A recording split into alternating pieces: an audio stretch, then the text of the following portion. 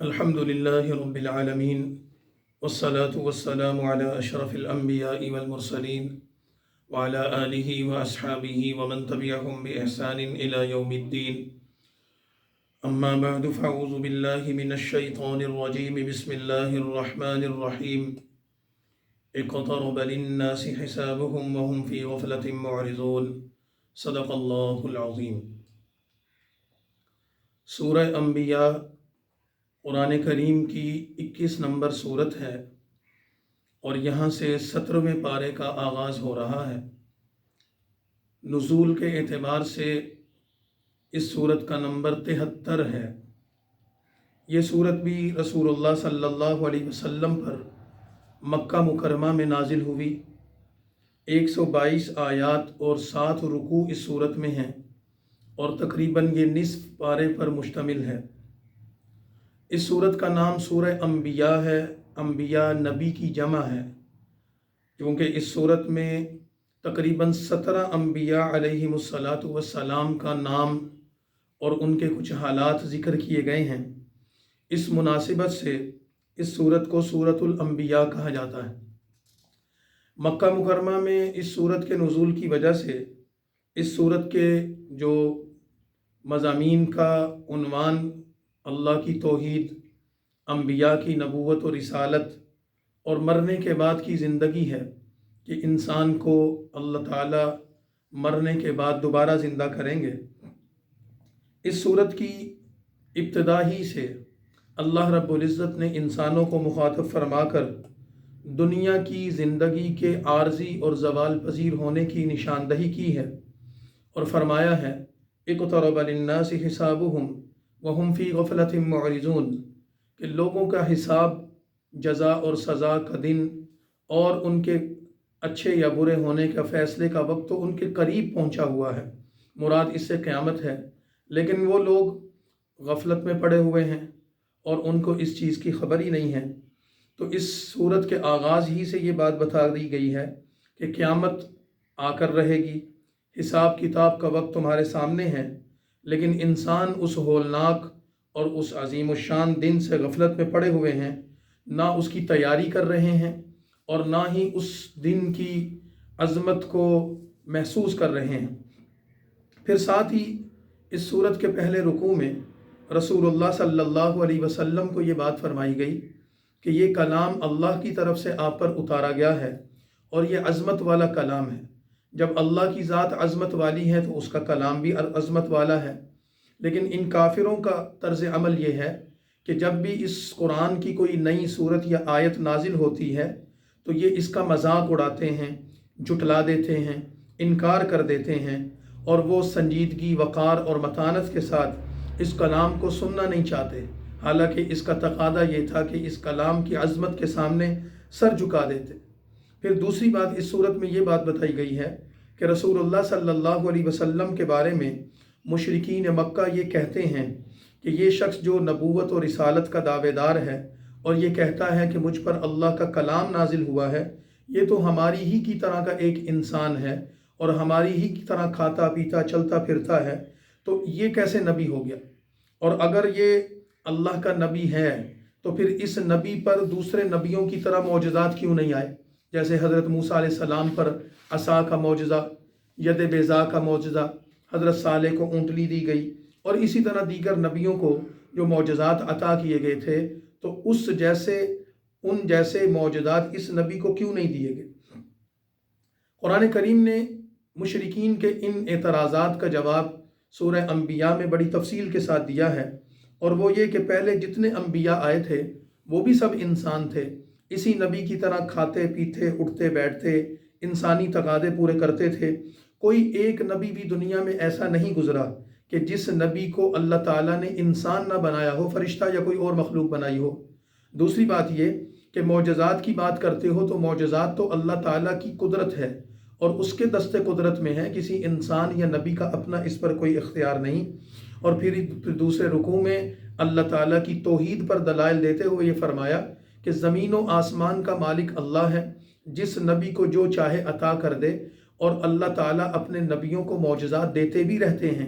لیکن جب وہ معجزات نبیوں کے ہاتھ پر ظاہر ہوتے ہیں اور امتیں ان معجزات کا انکار کر کے ان کو جھٹلا دیتی ہیں، تو پھر نبی پر معجزہ صرف نہیں آتا بلکہ اس نبی کی امت پر اس معجزے کے انکار، توہین اور استہزاء کی وجہ سے عذاب بھی آتا ہے۔ لہٰذا اے امت کے لوگوں، معجزات طلب نہ کرو، قرآن کریم پر ایمان لاؤ اور اس نبی کی نبوت اور رسالت کا انکار کرو، اور غور و فکر کرو کہ اللہ کی ذات ایک وحدہ لا شریک ہے، اور تمہیں جو اللہ نے عقل اور شعور دیا ہے اس سے غور و فکر کر کے تم خود یہ فیصلہ کر سکتے ہو کہ لو کان فیہما آلہۃ الا اللہ لفسدتا، کہ اگر اس دنیا میں ایک اللہ کے علاوہ کوئی دوسرا خدا ہوتا تو یہ زمین و آسمان کا نظام درم برم ہو جاتا۔ مثال کے طور پر اگر ایک ملک پر دو حکمران ہوں تو اس ملک کا نظام کیسے چلے گا؟ اگر ایک ملک پر دو حکمران قابض ہو جائیں اور وہ اس نظام کے درم برم کر دیں گے تو پھر آپ بتائیں کہ ایک کائنات میں، اتنی بڑی لامحدود اور وسیع کائنات میں اگر دو یا زائد خدا دو ہوتے تو کیا ہوتا؟ ایک خدا یہ کہتا میں بارش برساؤں گا، دوسرا کہے گا کہ نہیں برساؤں گا۔ ایک خدا کہتا کہ میں سورج کو نکال کر روشنی کروں گا، دوسرا خدا کہتا نہیں میں تو اندھیرا پسند کرتا ہوں۔ ایک خدا کہتا کہ میں ہوا کو ٹھنڈا چلاؤں گا، دوسرا کہتا نہیں گرم ہوا چلاؤں گا۔ ایک خدا کہتا کہ میں زمین پر غلہ اگاؤں گا، دوسرا خدا کہتا نہیں میں زمین پر خشک سالی پیدا کروں گا، تو پوری کائنات کا نظام درم برم ہو جاتا۔ تو یہ اتنی بڑی دلیل دے کر اللہ کے نبی کو یہ فرمایا کہ آپ وما ارسلنا من قبلک من رسول الا نوحی الیہ، آپ سے پہلے بھی جتنے نبی آئے اللہ نے ان پر وحی نازل کی، انہ لا الہ الا انا فاعبدون، وہ اللہ کی وحدانیت کا اقرار کرتے تھے اور یہ کہتے تھے کہ ہمارے ہاتھ میں کچھ بھی نہیں، ہم تو اللہ کے بندے، اس کے مقرر کردہ رسول ہیں، اور ہم اس اللہ کی عبادت کرتے ہیں۔ اور اس اللہ کے بارے میں یہ عقیدہ بتا دیا کہ نہ اس کی اولاد ہے نہ اس کا خاندان ہے، وہ بالکل پاک ہے، ان تمام چیزوں سے ماورا اور مبرہ ہے۔ تو لہٰذا کافروں کو یہ کہا کہ تم اللہ تعالیٰ کے اس کلام پر غور کرو، اور اس کلام پر غور کرتے ہوئے سورہ انبیاء نے ایک عجیب انداز اختیار کیا، اور سورہ انبیاء یہ کہتی ہے کہ ہر انسان کو یہ چاہیے کہ وہ اللہ کی قدرت اور اس کے عجائبات پر غور کرنے کے ساتھ ساتھ اور معجزات پر غور کرنے کے ساتھ ساتھ یہ بھی تو غور کرے کہ یہ قرآن خود اللہ کا معجزہ ہے، اور اس قرآن کے معجزہ ہونے کی ایک دلیل یہ دی ہے کہ انسان قرآن کی آئینے میں اپنے آپ کو دیکھ سکتا ہے کہ اے دنیا کے تمام انسانوں، تم قرآن پر غور کرو، اس قرآن پر غور کر کے تمہیں یہ پتہ چلے گا کہ اس قرآن کو اللہ نے تمہارے لیے نازل کیا ہے، بلکہ یہ قرآن تمہارا تذکرہ ہے، یعنی اس قرآن میں تمہارا اپنا تذکرہ ہے۔ مثال کے طور پر ایک بزرگ ہیں حضرت احنف بن قیس رضی اللہ رحمۃ اللہ علیہ، وہ یہ فرماتے ہیں کہ جب میں نے قرآن کریم کی اس آیت پر غور کیا، لقد انزلنا الیکم کتابا فیہ ذکرکم، سورہ انبیاء کی 10 نمبر آیت، لقد انزلنا الیکم کتابا فیہ ذکرکم، کہ اللہ نے تم پر، اس نبی پر ایک ایسی کتاب نازل کی ہے کہ جس کتاب میں تمہارا اپنا ذکر موجود ہے، یعنی میرا ذکر اس قرآن میں ہے، آپ کا ذکر اس قرآن میں ہے، ہر شخص کا ذکر اس قرآن میں ہے، افلا تعقلون، تم غور کیوں نہیں کرتے؟ تو احنف بن قیس کہتے ہیں کہ اس قرآن کی آیت نے مجھے چونکا دیا، تو میں نے غور کرنا شروع کیا کہ اس قرآن میں میرا ذکر کہاں ہے۔ تو فرماتے کہ میں نے قرآن کریم کی وہ آیات پڑھنا شروع کی جس میں اللہ کے مومنین اور باصفات بندوں کا ذکر کیا گیا ہے کہ وہ سعادت مند لوگ کہ جو اللہ تعالیٰ کی راہ میں اپنی جان، مال، عزت، آبرو سب کچھ قربان کر دیتے ہیں، اور جن کی راتیں اللہ کی عبادت میں، جن کے دن اللہ کی اطاعت میں گزرتے ہیں، وہ گناہ اور برائی کے قریب بھی نہیں جاتے۔ میں نے ان آیات کو پڑھا تو مجھے اپنا ذکر اس میں نہیں ملا، کیونکہ میں تو ان صفات والا ہے ہی نہیں۔ پھر وہ فرماتے ہیں میں نے قرآن کی ان آیات پر غور کیا کہ جو اللہ کے ان بندوں کا ذکر کرتی ہیں جو کافر ہیں، جو مشرک ہیں، اللہ تعالیٰ کے دشمن، اس کے باغی ہیں، منافق اور فاجر ہیں، حرام کاریاں کرتے ہیں، گناہوں میں مبتلا رہتے ہیں، بدکاریاں کر کے اللہ کو غصہ دلاتے ہیں۔ تو کہنے لگے کہ میں نے شکر کیا کہ میرا ذکر ایسے لوگوں میں بھی نہیں ہے۔ پھر میں نے قرآن کریم کی ان آیات کو پڑھا کہ جن آیات میں اللہ تعالیٰ کے ایسے بندوں کا ذکر ہے کہ جو نیکی کے کام بھی کرتے ہیں اور گناہ بھی کرتے ہیں، گناہ ہو جاتا ہے تو توبہ کرتے ہیں، نیکی ہو جاتی ہے تو شکر کرتے ہیں۔ وہ آیات پڑھتے پڑھتے میں سورۃ توبہ کی اس آیت پر پہنچا جس میں قرآن کریم نے یہ بتایا ہے کہ ایسے لوگ جن سے گناہ ہو جاتا ہے اور وہ نیک اعمال بھی کرتے ہیں، تو اس آیت کریمہ نے مجھے بتا دیا کہ گناہ کرنے پر نادم ہونے والے، توبہ کرنے والے، اور نیکی کر کے شکر کرنے والے، ہاں میں ان لوگوں میں شمار ہوں کہ کبھی کبھی نیکی بھی کرتا ہوں، کبھی گناہ بھی کرتا ہوں، گناہ ہوتا ہے تو توبہ کرتا ہوں، نیکی ہوتی ہے تو شکر کرتا ہوں۔ تو بالآخر احنف بن قیس کہتے ہیں کہ میں نے اپنا ذکر اس قرآن میں ڈھونڈ لیا کہ اس آیت نے میرا ذکر کیا ہے۔ تو ہم سب کو قرآن مخاطب ہو کر یہ کہتا ہے کہ اللہ کے بندو، تم اپنے آپ کو اس قرآن میں تلاش کرو، تم اللہ کے نیک بندوں میں شامل ہو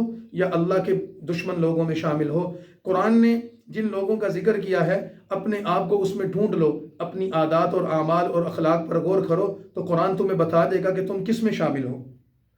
اسی طرح بھی اس قرآن کریم کی اس صورت میں مشرکین مکہ کی مختلف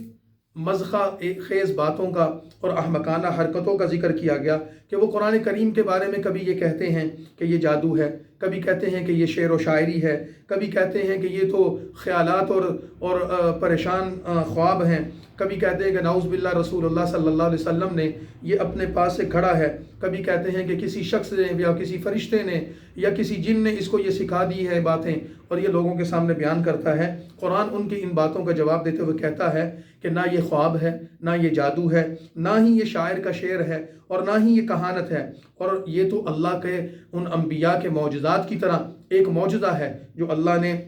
اپنے نبی کو عطا فرمایا۔ اور پھر اس قرآن نے وہ عنوانات ذکر کیے کہ ظالم قوموں کا انجام قرآن بتاتا ہے، ظلم کرنے والے، نبیوں کا انکار کرنے والے، نبیوں کے ساتھ استہزاء کرنے والے، ان کو کہا کہ اے مکہ کے لوگوں، پچھلی قوموں کے حالات کو دیکھ کر اب اپنی فکر کرو، تم بھاگ کر کہیں نہیں جا سکتے، دنیا کی عیش و عشرت نے تمہیں مدہوش کر کے رکھ دیا ہے، لیکن یاد رکھنا تو اللہ تعالیٰ تمہیں تمہارے اعمال کے بارے میں پوچھیں گے۔ اور وَنَضَعُ الْمَوَازِينَ الْقِسْطَ لِيَوْمِ الْقِيَامَةِ، اور قیامت کے دن اللہ ایک ترازو رکھیں گے اور اس ترازو پر اللہ تعالیٰ تمہارے اعمال کو رکھیں گے، جس سے پتہ چلا کہ قیامت کے دن اعمال کو تولا جائے گا، شمار نہیں کیا جائے گا۔ بعض دفعہ چھوٹی سے چھوٹی نیکی اپنے اخلاص کی وجہ سے اللہ کے فضل سے وہ وزندار ہو جائے گی، اور بعض دفعہ بڑے سے بڑا عمل بھی ریاکاری کی وجہ سے اور بدنیتی کی وجہ سے ضائع اور بے وزن ہو جائے گا۔ تو پھر قرآن کریم نے یہ عنوانات ذکر کر کے انبیاء علیہ السلام کا ذکر کرنا شروع کیا۔ سب سے پہلے حضرت موسیٰ علیہ السلام کا ذکر کیا، ان کے بھائی ہارون کا ذکر کیا، اللہ نے ان کو بھی معجزات عطا کیے تھے، ان کو بھی کتاب عطا کی تھی، اور پھر اس کے ساتھ ہی اللہ رب العزت نے حضرت ابراہیم علیہ السلام کا ذکر کیا اور تفصیل سے یہ قصہ نقل کیا کہ حضرت ابراہیم علیہ السلام اپنے باپ اور اپنی قوم کو دیکھتے تھے کہ وہ بت پرستی میں مبتلا تھے، تو حضرت ابراہیم نے ان کو سمجھایا، اور جب وہ باز نہ آئے تو حضرت ابراہیم نے ایک تدبیر کی، اور اس تدبیر میں حضرت ابراہیم علیہ السلام نے یہ ترتیب قائم کی کہ انہوں نے ان بت پرستوں کو، جو بت خانہ تھا، سارے بتوں کو توڑ کر ایک بت کو کھڑا رہنے دیا جو بڑا بت تھا۔ جب قوم کے لوگ آئے اور انہوں نے دیکھا کہ ہمارے سارے جھوٹے معبود ٹوٹے پڑے ہیں، اور حضرت ابراہیم علیہ السلام کے بارے میں ان کو یہ گمان ہوا کہ ابراہیم ہی نے ان کو نقصان پہنچایا ہے کیونکہ ابراہیم ان کا مخالف ہے۔ تو جب انہوں نے حضرت ابراہیم سے یہ کہا کہ اے ابراہیم، ہمارے معبودوں کو یہ نقصان تو نے پہنچایا ہے، کس نے یہ کیا؟ تو حضرت ابراہیم نے کہا کہ بل فعل کبیرہم ھذا فاسألوہم، اگر تم اپنے اس بڑے بت سے پوچھو تو لگتا ہے کہ اسی نے یہ کارنامہ کیا ہوگا۔ تو حضرت ابراہیم نے ان کو یہ کہہ کر پریشان کر دیا، تو حضرت ابراہیم علیہ السلام کو کہنے لگے کہ اے ابراہیم، تو یہ بات جانتا ہے کہ یہ بت کلام نہیں کرتے، یہ سنتے نہیں ہیں۔ تو حضرت ابراہیم علیہ السلام نے ان کو کہا کہ جو اپنی حفاظت نہیں کر سکتے، جو سن نہیں سکتے، سمجھ نہیں سکتے، وہ تمہیں نفع یا نقصان کس طرح دے سکتے ہیں؟ تو قوم لاجواب ہو گئی، لیکن اس لاجواب ہونے پر انہوں نے ہدایت کا راستہ اختیار کرنے کی بجائے اپنے جھوٹے معبودوں کو اور شیطان کے ورگلانے پر اپنے جھوٹے معبودوں کو راضی کرنے کے لیے یہ تدبیر کی کہ ابراہیم کی باتوں کا جواب تو ہمارے پاس نہیں، لیکن اس کو رہنا ہی نہیں چاہیے، آگ جلاؤ، ابراہیم کو آگ میں ڈال کر اپنے بتوں کا انتقام لے لو۔ تو اللہ تعالیٰ فرماتے ہیں قوم نے آگ جلائی اور اس آگ کو لگا کر انہوں نے ابراہیم کو اس آگ میں ڈالا، اس کے نتیجے میں ابراہیم علیہ السلام کو آگ نے نگلا، لیکن ہم نے اللہ کے حکم سے، اللہ فرماتے ہیں، آگ کو کہا کہ ابراہیم کے لیے ٹھنڈی ہو جا، یا نار کونی بردن وسلاما علی ابراہیم، اے آگ تو ابراہیم پر ٹھنڈی ہو جا۔ تو ابراہیم علیہ السلام کو آگ نے کوئی نقصان نہیں پہنچایا، اللہ کے حکم سے وہ محفوظ رہی۔ تو یہ معجزہ ظاہر ہوا کہ اللہ نے اپنی طاقت سے آگ کو جو جلانے کی طاقت دی ہے، صلاحیت دی ہے، ختم کر دی، اور وہ ابراہیم کے لیے گل و گلزار بن گئی۔ تو قوم نامراد ہوئی، ابراہیم علیہ السلام کا ذکر کرنے کے بعد پھر اللہ تعالیٰ نے یہاں لوط علیہ السلام کا ذکر کیا، جو حضرت ابراہیم کے زمانے میں ہی ان کے ایک رشتہ دار تھے جو قوم لوط کی طرف نبی بنا کر بھیجے گئے تھے۔ اس کے بعد پھر حضرت نوح علیہ السلام کے حالات ذکر کیے، حضرت داؤد اور حضرت سلیمان علیہ السلام کا ذکر کیا، حضرت ایوب اور ان کی بیماری کا ذکر کیا، اسی طرح حضرت اسماعیل اور ادریس اور ذوالکفل کا ذکر کیا، اور اسی طرح حضرت یونس علیہ السلام کا ذکر کیا، حضرت زکریا اور یحییٰ کا، اور حضرت مریم اور عیسیٰ کا ذکر کیا۔ تو مختلف انبیاء علیہ السلام کا ذکر فرما کر اللہ تعالیٰ نے اس صورت میں یہ بات فرمائی ہے کہ یہ 17 انبیاء علیہ السلام ہیں، جن انبیاء علیہ السلام میں حضرت موسیٰ اور ہارون، ابراہیم اور لوط، اسحاق اور یعقوب، نوح اور داؤد اور سلیمان، ایوب اور اسماعیل اور ادریس اور ذوالکفل، یونس اور زکریا اور یحییٰ، عیسیٰ علیہ السلام، یہ تمام کے تمام علیہ السلام جو ہیں، ان کی دعوت ایک ہی تھی کہ وہ یہ تھی کہ جو نیک کام کرے گا اس کی کوشش کو اللہ ضائع نہیں کریں گے، اور جو برائی کرے گا اللہ اس برائی کا بدلہ اس کو دیں گے اگر اس نے توبہ نہ کی۔ اور پھر ان 17 انبیاء علیہ السلام کے ناموں کے ساتھ 6 انبیاء کے حالات ذکر کیے ہیں، جیسے حضرت ابراہیم ہیں، حضرت لوط ہیں، حضرت نوح ہیں، حضرت داؤد اور حضرت سلیمان ہیں، حضرت ایوب اور حضرت یونس ہیں۔ ان لوگوں کے حالات ذکر کر کے اللہ تعالیٰ نے ان کی قوموں کے احوال ذکر کیا، اور اس کے ساتھ ساتھ اللہ رب العزت نے مشرکین مکہ کے اعتراضات کے جواب میں کہ اللہ تعالیٰ کو چھوڑ کر وہ جو بتوں کی عبادت کرتے تھے اور اللہ کو چھوڑ کر بت پرستی کرتے اور اللہ تعالیٰ کی ذات کے ساتھ شریک کرتے، ان کو متوجہ کرتے ہوئے فرمایا کہ تمہارے پاس اس بتوں کی عبادت کی کوئی دلیل ہے، کوئی شواہد ہیں؟ تو بت پرستی کرنے والوں کے پاس کوئی دلیل موجود نہیں تھی۔ تو اللہ تعالیٰ نے بت پرستی کرنے والوں کے باطل نظریات اور ان کے مشرکانہ عقائد کی نفی کرتے ہوئے اور اپنے وجود کی قادر مطلق ہونے اور اپنی وحدانیت پر مختلف دلائل یہاں ذکر کیے۔ ان دلائل میں سے 6 بڑے زبردست دلائل ذکر کیے۔ مثال کے طور پر ایک دلیل سورہ انبیاء میں یہ ذکر کی گئی کہ تم آسمان اور زمین پر غور کرو کہ پہلے یہ آسمان اور زمین آپس میں ملے ہوئے تھے، ان کا وجود اکٹھے تھا، اور پھر اللہ نے ان کو الگ الگ کر دیا، اب آسمان اوپر ہے، زمین اس کے نیچے ہے۔ تو آپ غور کرو۔ تو انبیاء علیہ مشرکین مکہ کو اللہ تعالیٰ نے یہ ایک ایسی زبردست دلیل دی کہ زمین و آسمان کو الگ الگ کرنے والی ذات کون ہے؟ اللہ کی ہے۔ اور اس زمانے میں نہ تو سائنس تھی، نہ ایجادات تھی، نہ ہی ٹیکنالوجی تھی، تو لوگوں کو یہ نظریہ دینے والا سب سے پہلے قرآن ہے کہ زمین و آسمان ایک ہیں، پہلے ایک تھے، بعد میں الگ الگ ہوئے۔ آج کے زمانے کے جو ارضیات کے اور فلکیات کے ماہرین ہیں، جو خلاؤں میں، ستاروں میں، سیاروں میں تحقیقات کرنے والے لوگ ہیں، آج وہ اس چیز کو تسلیم کرتے ہیں اپنے تجربات سے، اپنے مشاہدے سے اور اپنے علم سے، اور وہ یہ کہتے ہیں کہ یہ زمین و آسمان اور چاند، سورج، ستارے، یہ سب کچھ آپس میں ایک ہی چیز تھے، ملے ہوئے تھے، ایک ہی وجود تھا۔ پھر جیسے کوئی چیز منتشر ہوتی ہے، الگ الگ ہوتی ہے، اور پھر یہ سب الگ الگ ہو گئے، تو یہ آج کی سائنس نے اس کو تسلیم کیا، لیکن 1400 سال پہلے قرآن کریم نے اس حقیقت کو بیان کر دیا۔ دوسری بڑی دلیل اللہ تعالیٰ کی قدرت پر یہ دی گئی کہ اللہ تعالیٰ نے ہر چیز کو پانی سے پیدا کیا ہے، اور اس پانی کی طاقت کو اور اس پانی کی صلاحیت کو یہاں ذکر کر دیا۔ اور اہل علم آج کی تحقیقات کے نتیجے میں اس چیز کو تسلیم کرتے ہیں کہ جتنی زندہ چیزیں ہیں اور جتنی بڑھنے والی چیزیں ہیں، انسان، جانور، جمادات، جیسے یہ درخت، پودے وغیرہ وغیرہ، ان سب کے اندر پانی کا عنصر شامل ہے، اور یہ پانی سے پرورش پاتے ہیں، پانی سے آگے بڑھتے ہیں، پانی سے ان کی نمود ہوتی ہے۔ اللہ تعالیٰ نے یہ بتا دیا کہ پانی کے بغیر زندگی محال ہے، تو اس پانی کو آسمان سے اتارنے والا، زمین کے سینوں میں محفوظ کرنے والا، چشمے، دریائے اور سمندروں کی شکل میں اس کو بہانے والا کون ہے؟ وہ اللہ ہے۔ پھر تیسری دلیل اللہ تعالیٰ نے یہ دی کہ اللہ تعالیٰ نے زمین کے اوپر پہاڑوں کو پیدا کیا، اس کو کیل بنا کر، میخ بنا کر زمین میں گاڑ دیا۔ یہ اتنے بڑے پہاڑ پیدا کرنے والا، ان کا وزن کتنا ہے؟ ان بے حساب وزن رکھنے والے پہاڑوں کو بنانے والا، ٹھونکنے والا، ان کو جمانے والا، ان کو کون ہے؟ وہ اللہ کی ذات ہے۔ اور پھر یہ فرمایا کہ ان زمین کے اندر ایک رمق موجود ہے، یہ اپنے اندر سانس رکھتی ہے، حرکت کرتی ہے، یہ تیر رہی ہے اپنے مدار میں، اس کے اندر سے لاوے نکلتے ہیں، اس کے اندر سے چشمے نکلتے ہیں، اس کے اندر خلا پیدا ہوتے ہیں، اور پھر اس کے اندر سے مختلف طرح کی اللہ کی نعمتیں نکلتی ہیں۔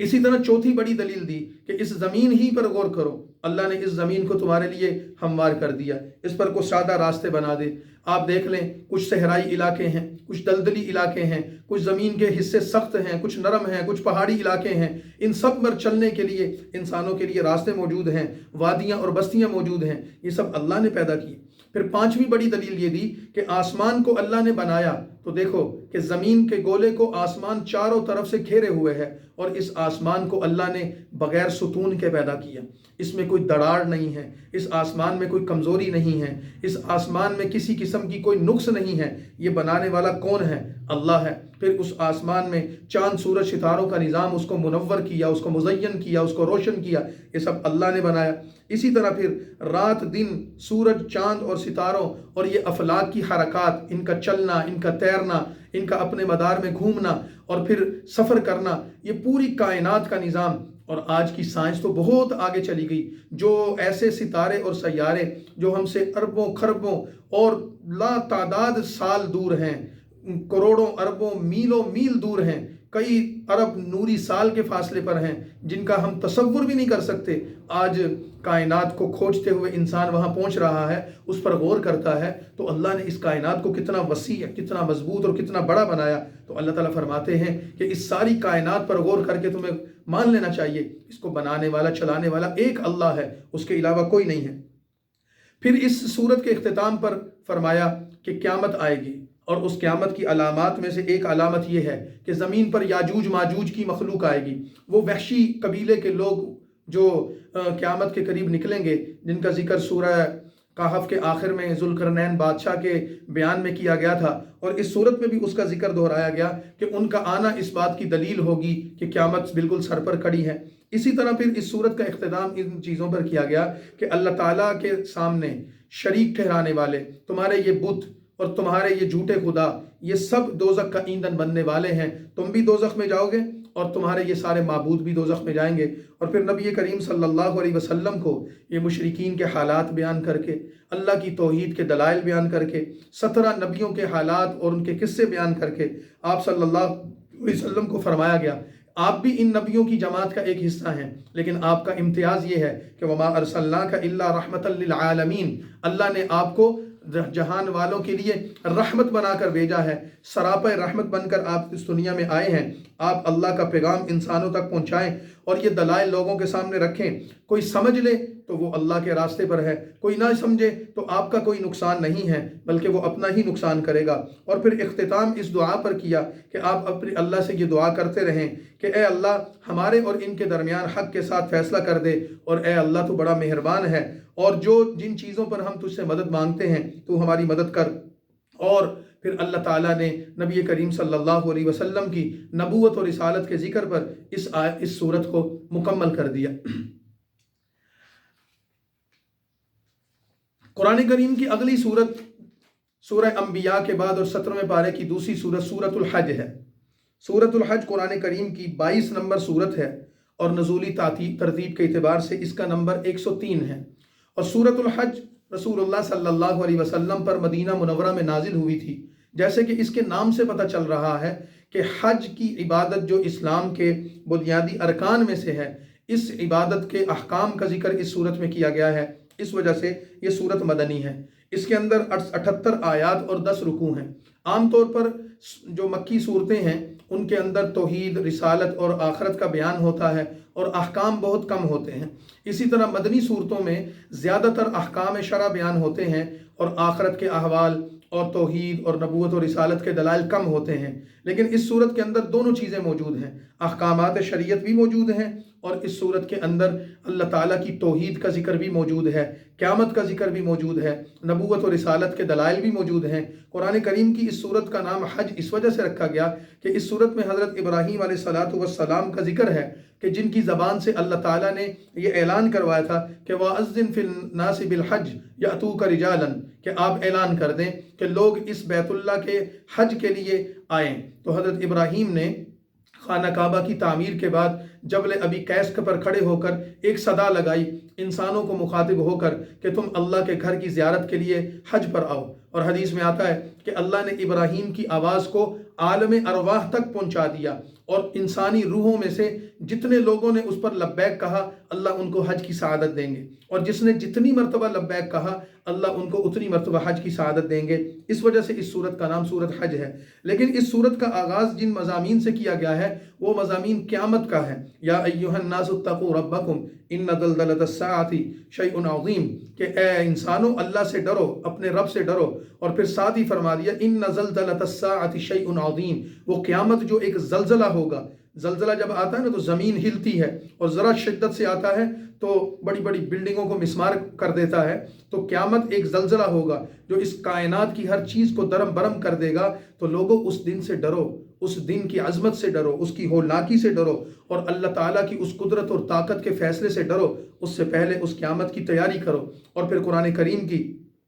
سورہ حج کے اس پہلے رکوع میں یہ بات بتا دی گئی کہ اس دن کہ جب دودھ پلانے والی عورتیں اپنے بچوں کو چھوڑ دیں گی، حاملہ عورتیں اپنے حمل گرا دیں گی، اور جانور بھاگتے پھریں گے، حالانکہ انسانوں کو جن کے ہاں ایک مربوط نظام زندگی موجود ہے وہ اپنے ہوش و حواس کھو بیٹھیں گے، اور لوگ پاگلوں اور دیوانوں کی طرح ایک دوسرے کی طرف بڑھیں گے۔ تو اللہ تعالیٰ کا وہ جو قیامت کا حکم نافذ ہوگا تو اس کائنات کی ہر چیز کو تہس نہس کر کے رکھ دے گا۔ اس دن کے آنے سے پہلے اس کی تیاری کر لو۔ اور پھر اس کے ساتھ ہی اس صورت کے مضامین میں بعثت یعنی بعد الموت کا ذکر کیا گیا کہ تمہیں مرنے کے بعد زندہ کیا جائے گا، اور اس زندہ کرنے پر اللہ تعالیٰ نے دو بڑی دلیلیں پیش کی۔ ایک دلیل یہ پیش کی کہ جو لوگ یہ کہتے ہیں کہ ہم مرنے کے بعد زندہ نہیں ہوں گے وہ انسان کی تخلیق پر غور کریں کہ اللہ تعالیٰ نے فَإِنَّا خَلَقْنَاكُم مِّن تُرَابٍ، تم غور کرو، تم کہتے ہو ہم دوبارہ زندہ نہیں ہو سکتے، تم نے کبھی غور کیا اللہ نے تمہیں مٹی سے پیدا کیا، اس مٹی سے تمہارا نطفہ بنایا، پھر اس نطفے سے تمہارا علقہ گوشت کا ٹکڑا بنایا، پھر مضغہ تمہیں ایک لوتھڑے میں تبدیل کیا، اور پھر اللہ تعالیٰ نے تمہیں ایک شکل عطا کی، اور اس شکل کی نتیجے میں تمہارا ایک وجود بن گیا، پھر تمہارے اندر روح ڈالی، تمہیں اس دنیا میں لائے، تو تمہارا وجود تھا ہی نہیں، مٹی سے نطفہ بنا، نطفے سے تمہارا وجود بنتے بنتے ایک انسانی شکل میں آیا، پھر اس دنیا میں آئے، پھر تمہارا ایک بچپن ہے، تمہارا لڑکپن ہے، پھر تمہاری جوانی اور بڑھاپا ہے، اور بالآخر پھر تم ختم ہو جاتے ہو۔ تو جو اللہ تمہیں اس سارے پراثت سے گزار سکتا ہے وہ اللہ تمہیں دوبارہ بھی زندہ کر سکتا ہے۔ تو انسان اپنی تخلیق کے مراحل پر غور کرے تو اس کو یقین آ جائے گا کہ اگر پہلی مرتبہ اللہ اس کو پیدا کر سکتا ہے تو تمہیں دوسری مرتبہ بھی اللہ بنا سکتا ہے۔ اسی طرح دوسری دلیل مرنے کے بعد زندہ ہونا یقینی ہے، اس کو ثابت کرنے کے لیے دوسری دلیل یہ دی کہ تم زمین پر غور کرو۔ زمین مردہ ہوتی ہے، بنجر ہوتی ہے، بے آباد ہوتی ہے، اللہ اس پر بارش برساتا ہے، پانی آتا ہے تو زمین زندہ ہو جاتی ہے، اس پر ہریالی آ جاتی ہے، اور وہ اپنے پھل اور پھول پیدا کرتی ہے اور اپنے نباتات پیدا کرتی ہے، تو چیزیں اگنے لگتی ہیں، تر و تازگی آ جاتی ہے، شادابی آ جاتی۔ تو جو رب زمین کو اس کی موت سے نکال کر اس کو زندگی دے سکتا ہے، مردہ زمین کو زندہ کر سکتا ہے، وہ رب مردہ انسانوں کو بھی دوبارہ زندہ کر سکتا ہے۔ اسی طرح اس صورت کے اندر دوسرا بڑا مضمون یہ ذکر کیا گیا کہ ایمان اور دین کی بنیاد کیا ہے۔ فرمایا کہ ایمان اور دین کی بنیاد کیا ہے، اس کو سمجھنا ہے کہ جو لوگ مذبذب ہیں، شک اور شبہ میں پڑے ہوئے ہیں، دنیا کی زندگی کو سب کچھ سمجھتے ہیں، ان کو یہ سمجھ لو کہ ایمان اور کی بنیاد تمہارے وہ اعمال ہیں جو آخرت میں تم سے باز پرس ہوگی، اور تم جو کچھ کر کے آؤ گے تم سے وہ پوچھا جائے گا۔ اسی طرح پھر تیسری چیز اس کے اندر یہ ذکر کی گئی ہے کہ انسانوں کی پوری انسانی تاریخ کا جائزہ لیا جائے تو انسانی تاریخ میں ہمیں 6 طرح کے لوگ ملیں گے۔ قرآن کریم نے اس صورت میں 6 طرح کے لوگوں کا ذکر کیا۔ فرمایا تمہیں ایک مسلمان ملیں گے جو حضرت محمد صلی اللہ علیہ وسلم پر ایمان لائے، اللہ کی توحید کو مانتے ہیں، قرآن پر کا اتباع کرتے ہیں۔ دوسرے تمہیں یہودی ملیں گے جو حضرت موسیٰ کے پیروکار ہیں، تورات پر ایمان رکھتے ہیں۔ تیسرے تمہیں عیسائی ملیں گے جو حضرت عیسیٰ کے امتی اور انجیل پر ایمان رکھتے ہیں۔ چوتھے تمہیں صابی فرقہ کے لوگ ملیں گے جو حضرت عیسیٰ علیہ السلام کے زمانے میں تھے اور ستاروں کی عبادت کیا کرتے تھے۔ پانچویں تمہیں مجوسی ملیں گے کہ جو کسی آسمانی مذہب کی تعلیمات پر عمل نہیں کرتے بلکہ وہ آگ کی عبادت کرتے تھے یا چاند اور سورج کی عبادت کرتے تھے۔ اسی طرح 6 نمبر پر تمہیں مشرک ملیں گے جو بت پرستی کرتے ہیں، بتوں کی عبادت کرتے ہیں۔ فرمایا ان 6 جماعتوں میں سے، انسانوں کی ان 6 جماعتوں میں سے 5 فرقے، 5 جماعتیں یہ شیطانی گروہ ہیں کہ جو اللہ کے بھی منکر، خدا کے بھی منکر، اس کے رسول کے بھی منکر، ان کے رسول کی تعلیمات کے بھی منکر اور قرآن حکیم کے بھی منکر۔ ایک ہی جماعت باقی رہ جاتی ہے جس کو رحمان کا فرقہ، رحمان کی جماعت کہا جا سکتا ہے، اللہ کے دوست کہا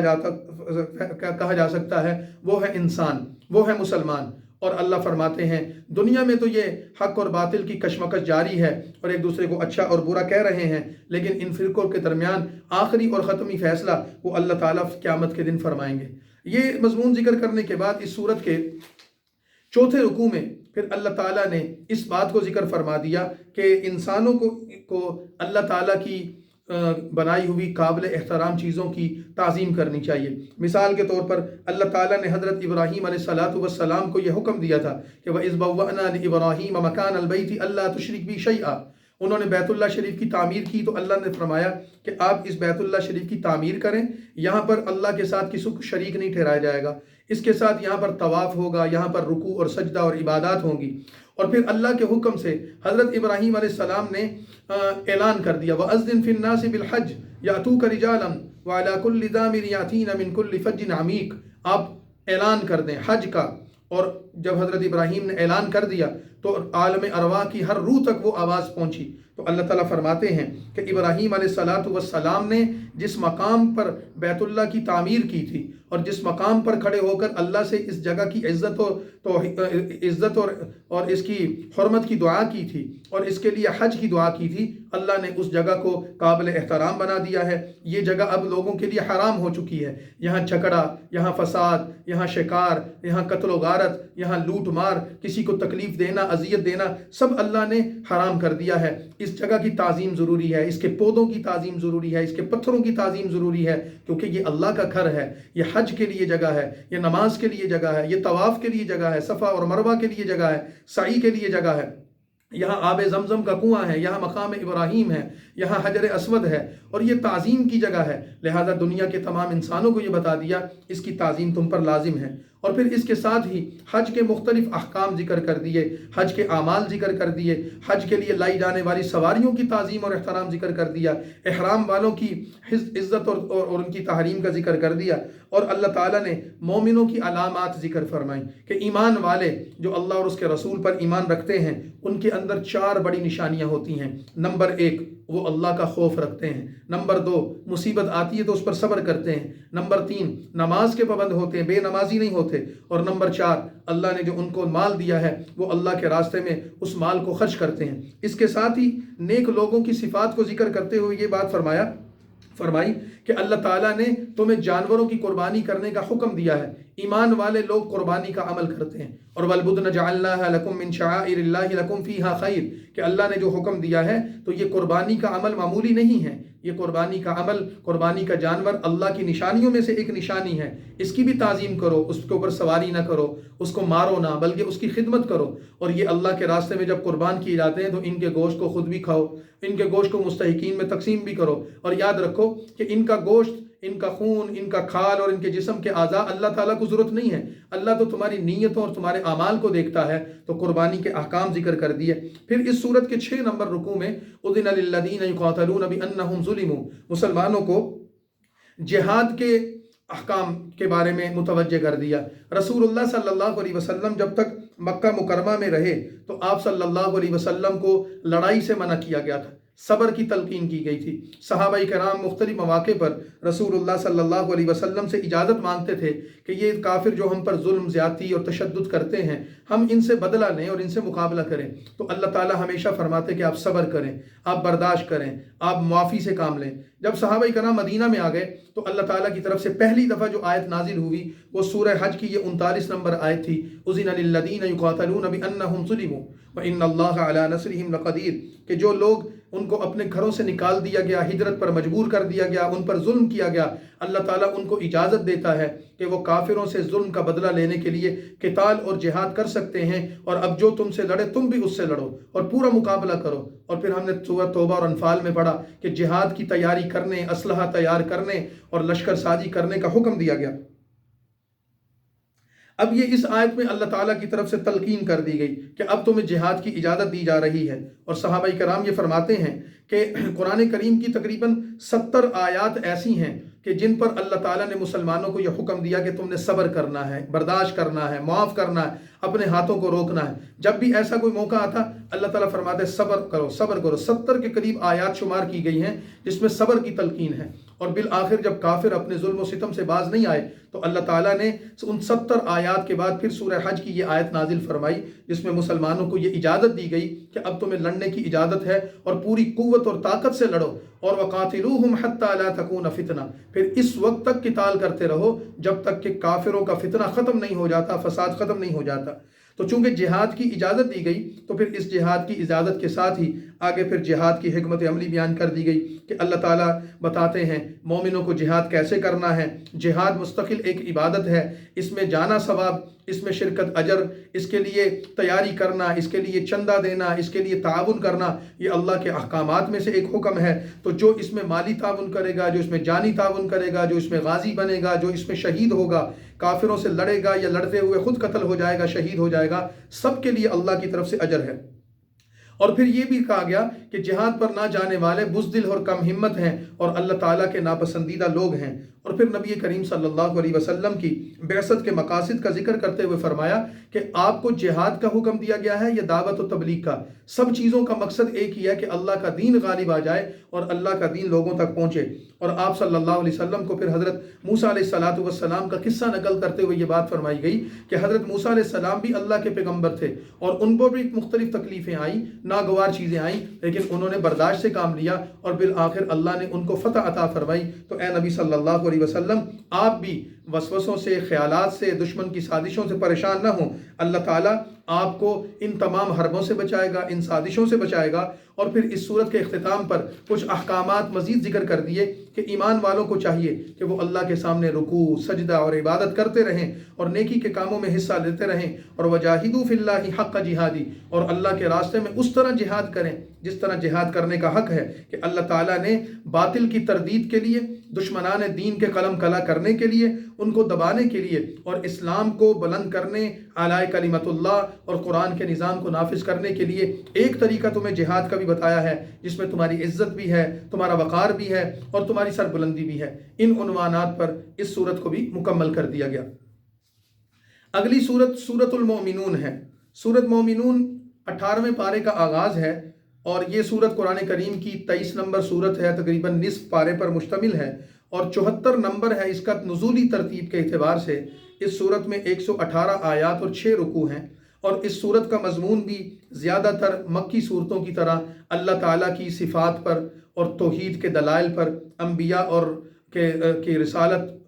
کے بیان پر اور مرنے کے بعد زندہ ہونے کے حالات و واقعات پر مشتمل ہے۔ سورت کا آغاز جن آیات سے کیا گیا ہے وہ آیات یہ ہیں کہ اللہ تعالیٰ نے ایمان والوں کی صفات ذکر کی ہیں۔ فرماتے ہیں قد افلح المؤمنون،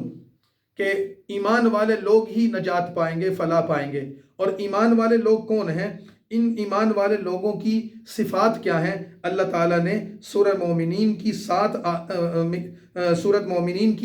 سورت مومنون کی ابتدائی 9 آیات میں ایمان والوں کی 7 صفات ذکر کی ہیں کہ یہ 7 صفتیں، یہ 7 خصوصیات جس بندے میں ہوں گی وہ ایمان والا ہوگا۔ تو ہم سب اپنے آپ کو ان صفات پر پرکھ سکتے ہیں۔ مثال کے طور پر وہ 7 صفات کیا ہیں؟ اللہ تعالیٰ فرماتے ہیں سب سے پہلی صفت یہ ہے کہ سچا ایمان والا وہ ہے کہ جو ریا اور نفاق سے پاک ہوگا، جو عمل کرے گا اخلاص سے کرے گا، منافقت نہیں کرے گا۔ نمبر 2، نماز میں خشوع کرے گا، یعنی اللہ کے سامنے عاجزی کے ساتھ اور خوف کے ساتھ کھڑا ہوگا، ریاکاری نہیں کرے گا۔ نمبر 3، لغو چیزوں سے، بے مقصد چیزوں سے اعراض کرے گا، فضولیات میں نہیں پڑے گا، با مقصد زندگی گزارے گا۔ نمبر 4، مالدار ہے تو کامل طریقے سے زکوٰۃ ادا کرے گا، اللہ کے حقوق کا بھی خیال کرے گا اور اللہ کے بندوں کا حقوق کا بھی خیال کرے گا۔ نمبر 5، ایمان والا وہ ہے کہ جو زنا سے بچتا ہے، فحش کاموں سے اپنے آپ کو بچا کر رکھتا ہے، اپنے کردار کی حفاظت کرتا ہے۔ نمبر 6، ایمان والا وہ ہے کہ جو امانتوں کی حفاظت کرتا ہے اور وعدہ پورا کرتا ہے۔ جو بے ایمان ہوتا ہے، وعدے کی خلاف ورزیاں کرتا ہے، وہ ایمان والا نہیں ہو سکتا۔ اور نمبر 7، وہ نمازوں کے اوقات کا خیال کرتے ہوئے پابندی کے ساتھ اور وقت کے ساتھ نماز ادا کرتے ہیں۔ یہ 7 صفات جن لوگوں میں ہیں، اللہ تعالیٰ فرماتے ہیں اولئک ھم الوارثون، ان کو اللہ تعالیٰ نے جنت الفردوس کا وارث بنا دیا ہے اور وہ ہمیشہ اس میں رہیں گے۔ اور پھر اس 7 صفات کو ذکر کرنے کے بعد اس سورت کے پہلے رکوع کے دوسرے حصے میں وَلَقَدْ خَلَقْنَا الْإِنسَانَ مِنْ سُلَالَةٍ مِّن طِينٍ، انسان کی تخلیق کے مراحل بتائے گئے۔ کافر کہتے ہیں کہ ہم مرنے کے بعد زندہ نہیں ہو سکتے، ایک شخص مر گیا، اس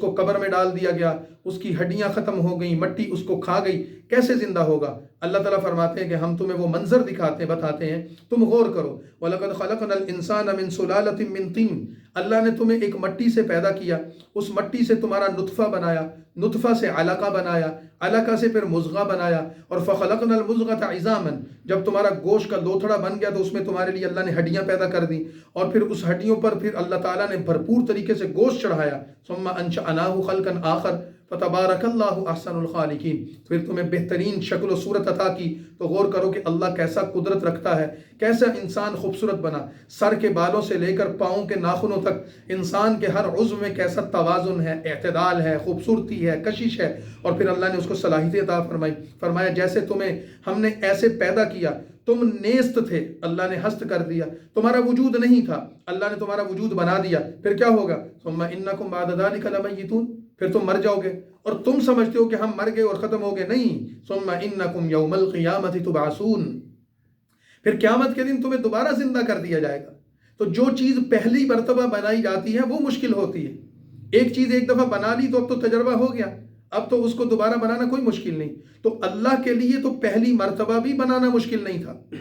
اللہ کے لیے تو پہلی مرتبہ بھی آسان تھا، لیکن تمہارے سمجھانے کے لیے کہہ رہے ہیں کہ تمہیں اللہ نے پہلی مرتبہ بنایا تو اللہ کو کوئی مشکل پیش نہیں آئی، تو دوبارہ بنانا تو اللہ کے لیے کوئی مشکل نہیں ہے۔ ایک اللہ کا حکم ہوگا اور تم سب اپنی قبروں سے نکل کر باہر آ جاؤ گے، اور اللہ تمہیں اپنے سامنے کھڑا کرے گا۔ یہ چیزیں بیان کرنے کے بعد پھر اللہ تعالیٰ کی قدرت کی کچھ نشانیاں ذکر کی گئیں کہ اللہ تعالیٰ کی نشانیوں پر غور کرو کہ کیسے اللہ زمین سے سبزہ پیدا کرتا ہے، اللہ نے جانور پیدا کیے، ان جانوروں کے پیٹ میں تمہارے لیے دودھ پیدا کیا، ان پر تم سواریاں کرتے ہو، درختوں کے پھل کھاتے ہو، تمہیں سبزیاں اور ترکاریاں ملتی ہیں۔ جو اللہ یہ سارا نظام چلا رہا ہے وہ اللہ تمہیں دوبارہ زندہ بھی کرے گا۔ اور اس کے بعد پھر اس صورت میں کچھ انبیاء کے قصے نقل کیے، مثال کے طور پر حضرت نوح علیہ السلام کا قصہ نقل کر دیا۔ حضرت نوح علیہ السلام کے قصے کو تفصیل سے ہم بیان کر چکے ہیں کہ کیسے ان کی قوم نے ان کی نافرمانی کی اور اللہ نے ان پر پانی کا عذاب بھیجا، اور ایک تنور سے پانی نکلا اور اس نے پوری قوم کو ہلاک کر دیا، اور روئے زمین پر کوئی انسان باقی نہ رہا سوائے ان چند لوگوں کے جو حضرت نوح کی کشتی میں سوار ہوئے تھے۔ ان ایمان والوں کے علاوہ سارے کافر ہلاک کر دیے گئے۔ اللہ تعالیٰ نے اس واقعہ کو ذکر کر کے فرمایا کہ اس واقعہ میں قدرت کی نشانیاں ہیں، اللہ تعالیٰ نے تمہارے لیے نشانیاں پیدا کی ہیں تاکہ تم اس سے سبق حاصل کرو۔ اسی طرح اس میں حضرت ہود، حضرت صالح، حضرت موسیٰ، حضرت ہارون اور حضرت عیسیٰ علیہ السلام کے بھی مختلف قصے اور حالات بیان کرتے ہوئے یہ بتایا گیا ہے یہ تمام نبی دنیا میں کیوں آئے تھے، ایک ہی مقصد لے کر کہ لوگوں کو اللہ کی طرف بلائیں، اللہ کی وحدانیت کی دعوت دیں، اور اللہ تعالیٰ کے ساتھ ان کی ملاقات کروا دیں، صلح کروا دیں۔ جنہوں نے مانا وہ کامیاب رہے، اور جنہوں نے نہیں مانا وہ اللہ کی بارگاہ سے رائندہ درگاہ ہو گئے۔ اور پھر اسی طرح ان انبیاء علیہ السلام کی صفات کو اور حالات کو ذکر کرتے ہوئے یہ بات فرمائی گئی ہے کہ ایمان والے لوگ وہ ہیں جو انبیاء کی دعوت کو قبول کرتے ہیں، ان کے اندر اللہ نے نمایاں صفات اور علامات رکھی ہیں جو ان کی صفات سے ان کو پہچانا جا سکتا ہے۔ مثال کے طور پر ایمان والوں کی ایک صفت یہ بتائی ہے کہ جو ایمان والا ہوگا وہ اللہ سے ڈرتا ہوگا، دوسری صفت یہ بتائی ہے کہ جو ایمان والا ہوگا وہ اللہ تعالیٰ کی آیات پر ایمان رکھتا ہوگا اور اس کے احکامات پر عمل کرتا ہوگا، تیسری صفت یہ بتائی ہے کہ ایمان والے ریا سے بچتے ہوں گے اور ہر عمل اللہ کی رضا کے لیے کرتے ہوں گے، چوتھی صفت یہ بتائی ہے کہ انہیں احسان کی صفت حاصل ہوتی ہے، یعنی اعمال کرنے کے باوجود وہ اللہ تعالیٰ کی بارگاہ میں ڈرتے رہتے ہیں کہ پتہ نہیں ہمارا عمل قبول ہے کہ نہیں، پتہ نہیں ہم نے اس کا حق ادا کیا ہے کہ نہیں۔ تو یہ چار صفات ایمان والوں کی ذکر کی، اور پھر اس کے ساتھ ہی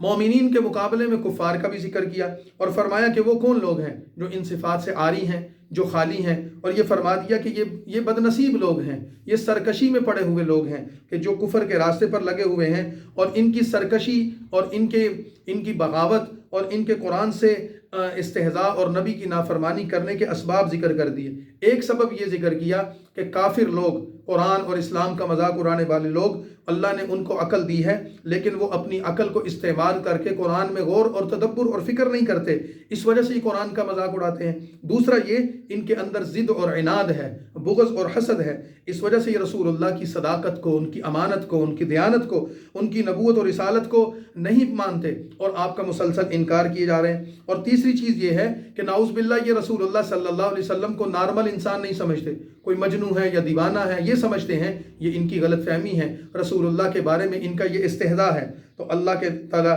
ان کی یہ علامات بیان کر کے کہتے ہیں ان لوگوں کو اپنی اصلاح کرنی چاہیے۔ اور پھر اس صورت کے اگلے حصے میں یہ بات بتا دی کہ اگر یہ اپنی اصلاح نہیں کریں گے تو پھر یاد رکھو قیامت تو قائم ہونے والی ہے، اور قیامت کے دن 2 ہی جماعتیں ہوں گی، تیسرا کوئی نہیں ہوگا۔ ایک نیک بخت ہوں گے، ایک بد بخت ہوں گے۔ نیک بخت وہ ہوں گے جن کا نامہ اعمال بھاری ہوگا، اور اللہ تعالیٰ ان نیک بختوں کو اپنی رضا عطا فرما کر جنت میں داخل کر دیں گے۔ اور بد بخت وہ ہوں گے کہ جن کا نامہ اعمال ہلکا ہو جائے گا، اور دنیا کی زندگی کا کوئی کارنامہ ان کے کام نہیں آئے گا۔ ان کا مال، ان کی اولاد، ان کی جان، ان کا لاہ و لشکر، ان کی ٹیکنالوجی سب کچھ دھری رہ جائے گی، اور پھر وہ سارے کے سارے لوگ اللہ تعالیٰ کی ناراضگی کے سبب دوزخ میں ڈال دیے جائیں گے۔ تو لہٰذا اے دنیا کے تمام انسانوں، نبیوں کی دعوت یہی ہے کہ تم اپنے اندر وہ صفات پیدا کر لو جو سورہ مومنون کے شروع میں بیان کی گئی ہیں، تو اللہ کی رضا تمہیں حاصل ہو جائے گی۔ اور اس سورت کا اختتام کرتے ہوئے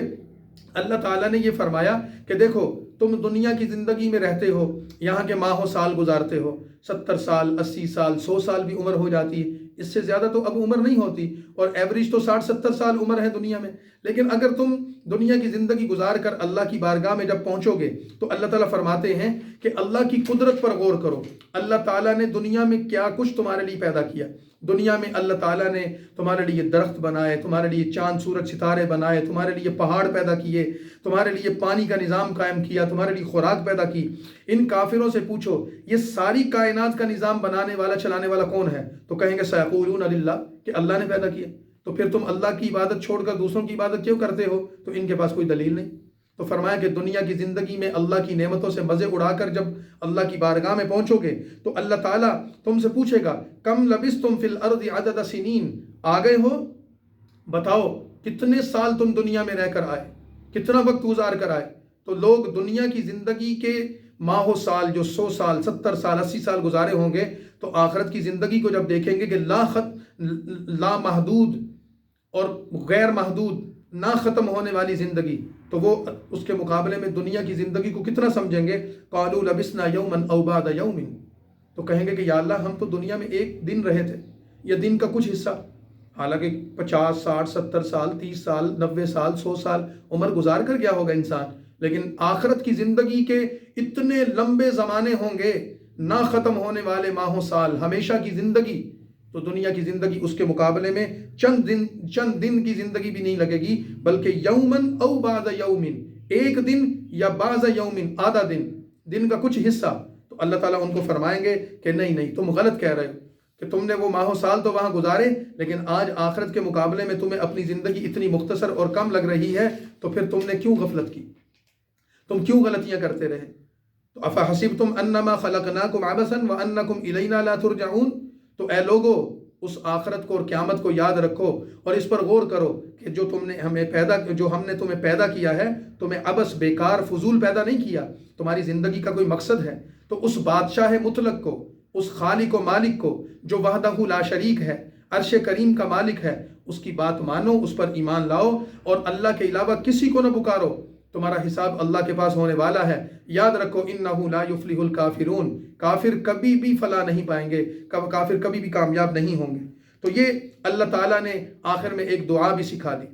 کہ آخرت میں تم سے سوال ہونے والا ہے، تو دنیا کی زندگی کے تم نے جواب دینے ہیں، تو تم دنیا کی زندگی کو غنیمت سمجھ کر اس سے فائدہ اٹھاتے ہوئے اللہ تعالیٰ سے یہ دعا کیا کرو، رب اغفر وارحم وانت خیر الراحمین، کہ اے ہمارے رب ہماری مغفرت کروا، اور اے ہمارے رب ہم پر رحم فرما، انت خیر الراحمین، بہترین رحم کرنے والا اور سب سے زیادہ رحم کرنے والا تو ہے۔ تو اس دعا پر، جامع دعا پر، ایک زبردست اور بہترین دعا پر جو انسان کی دنیا کو بھی اچھا بناتی ہے اور انسان کی آخرت کو بھی اچھا بناتی ہے، اس دعا پر سورہ مومنون کا اختتام کر دیا۔ یہاں پر سورہ مومنون مکمل ہو گئی، آگے سورہ نور ہے، انشاءاللہ پھر کل سورہ نور پر بات کریں گے۔ وآخر دعوانا الحمدللہ رب العالمین۔